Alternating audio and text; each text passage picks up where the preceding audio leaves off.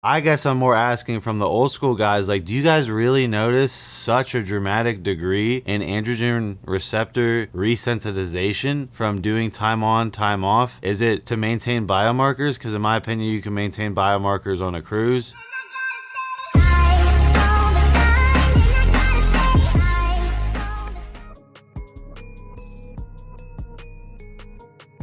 What's up, everyone? It's Russo. I hope everyone is doing well. Please follow my Instagram at Russo Lifts, just in case something happens to this YouTube channel. You can follow, message, and you can watch my daily story content on Instagram. I'll see you there.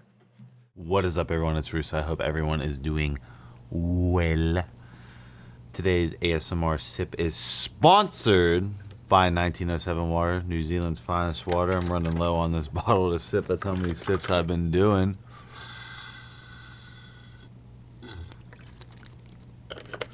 Check out coupon code Russo. And the ASMR Spritz, Intelligent Elephant Carbon. I see a lot of you guys bought carbon. Comment down below how it smells. I'll just leave you with the Spritz. Oh, that noise. Oh, that's an intense noise.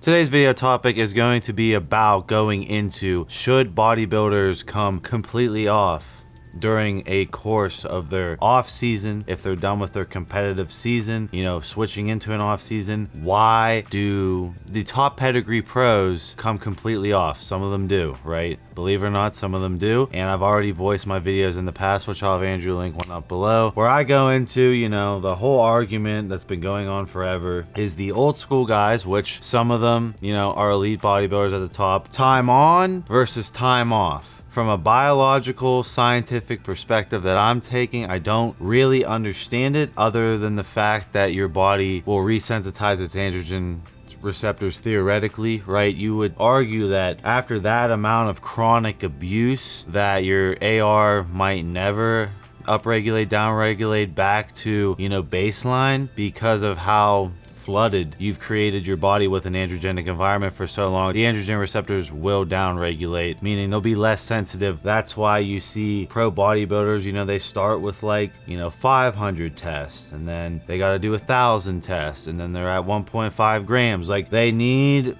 more to get about the same results because they're fighting the desensitization. So their rule of thumb is time off versus time off to theoretically, you know, give the body the best, clean it out, give it the best chance to resensitize the AR, so when the next contest season comes up, you know, they're better, right? They're better, they can react better to the cycles, and it's not constantly redlining the body. Now, I'll have Andrew throw up a picture of Enhanced Athletes pro bodybuilder back when I first got started in the fitness industry, Kane Bishop. So Kane Bishop was completely genetically gifted, insane genes as far as competing in 212. He got his pro card easily and was already ranking in pro shows before he retired. Now, the thing about Kane Bishop is I always wondered, like, hey Kane, did you like take breaks? Did you do time on versus time off? Did you like go into a cruise? Because I know at your level, like, it's very important that you react to these drugs, these compounds, so that you continue to win and continue to progress your physique. And he was completely honest with me and said he just stayed blasting, never faced any myostatin creeping up issues, never faced any desensitization issues, and kept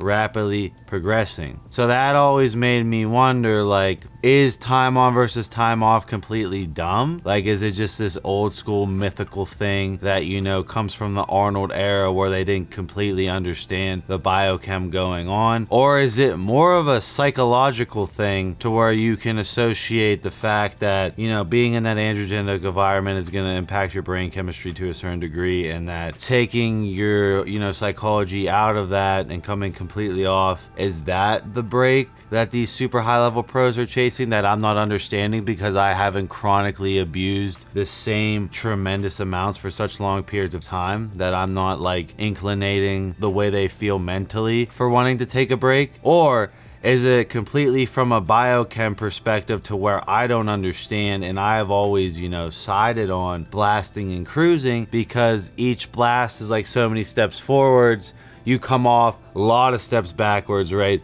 The goal with blasting and cruising is you blast, go so many steps forward, and then you cruise a little bit steps backwards, which gives you the next launch pad for the next blast. And that's how your enhanced physique builds and builds over time. Not all the pros do that. Some of them do. Some of them blast and cruise. Some of them never come off blast, like I mentioned Kane Bishop, and it all depends on how you're genetically responding to these drugs. You can make the argument that it could be all for, you know, the mental side of things, of just coming completely off, to a point where I'm just like wondering, like, when I come completely off in PCT, I just don't feel good, right? I'm like struggling to turn on my hormonal axis. I'm like doing PCT compounds. I'm then, you know, in the optimal body fat, trying to get my sleep right, trying to keep my stress down, all these things to impact HPTA, on top of like training hard, trying to mentally keep a hyper vigor even though my hormones are rebounding, and that whole time is stressing my body out to the complete degree. It's finding its levels again, and then I'm gonna go back on cycle. So I never understood it and took that angle. I guess I'm more asking from the old school guys, like, do you guys really notice such a dramatic degree in androgen receptor resensitization from doing time on, time off? Is it to maintain biomarkers? Because in my opinion, you can maintain biomarkers on a cruise to a pretty substantial degree, other than the HDL cholesterol skew. But am I missing something? Because when we talk about resensitizing the AR, and here comes the plug, Gorilla Mind coupon code Russo. I'll have Andrew throw up the AR product. There are androgen receptor resensitization products. I use Gorilla Mind AR when I'm blasting, and a lot of people use Gorilla Mind AR when they're in PCT to resensitize their androgen receptors to SARMs and steroids and androgens in general. And then there's also, if you don't want to spend money on that product because, you know, Russo's a sponsored athlete and anything I say is bullshit, you can always go with the old school classic of drinking grapefruit juice, which sensitizes your body to steroids and sensitizes your androgen receptors.